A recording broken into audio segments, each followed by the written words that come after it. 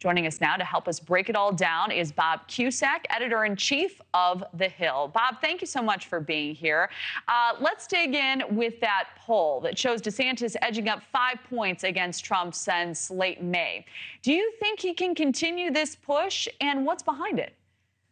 Well, he can. As we all know that Republicans, there's an anti-Trump movement, and they have been basically supporting the other candidates other than Trump, and that includes DeSantis and others. But DeSantis is the biggest threat to Trump. Now, he did not have a good launch, but at the same time, there's a long way to go. I think you can't count anyone out until you've seen the debates, and they're coming up starting in August.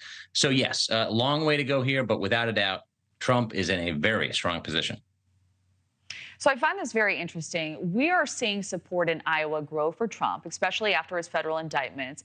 But are there some turned off by his legal troubles, Bob? And if so, do you think it could be enough to put an Iowa win in question for the former president?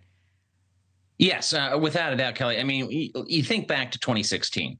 Ted Cruz was in the single digits about now in that race. And then he ended up beating Donald Trump in Iowa. So DeSantis, I think, has got to have a very, very strong showing, at least be close in Iowa, because that's where Trump is vulnerable. Right now, Trump is way up in New Hampshire. He's way up in a lot of states.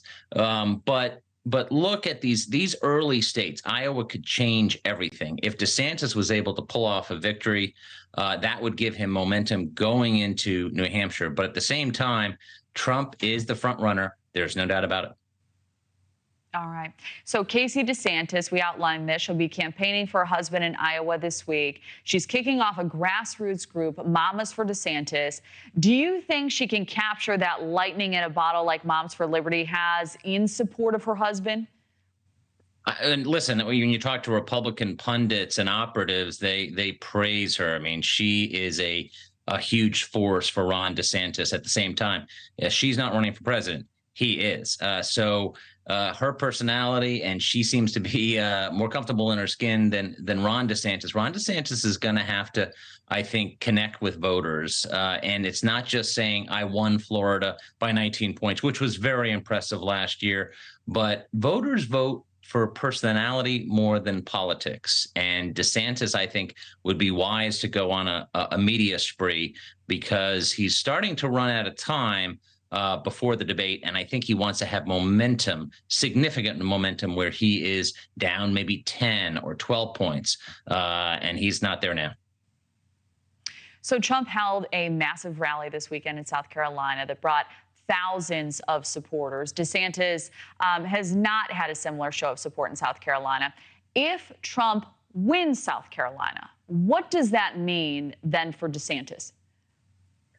Well, listen, if DeSantis doesn't win Iowa or South Carolina, I don't think he's going to have much of a chance in New Hampshire, because that's where Trump basically, after he lost Iowa in 2016, went wire to wire and then started just winning so many primaries and caucuses.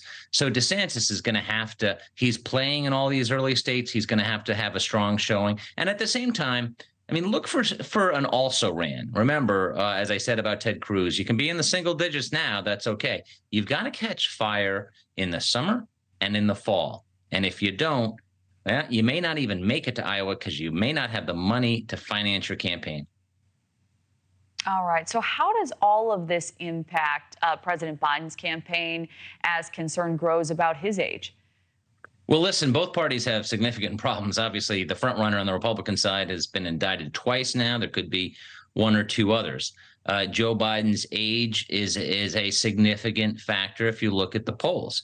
And 2 out of 3 Americans would like to see somebody else in the race, because they're not fond of Biden or Trump. They don't want to see this rematch. But it does look more and more that we are going to see this rematch.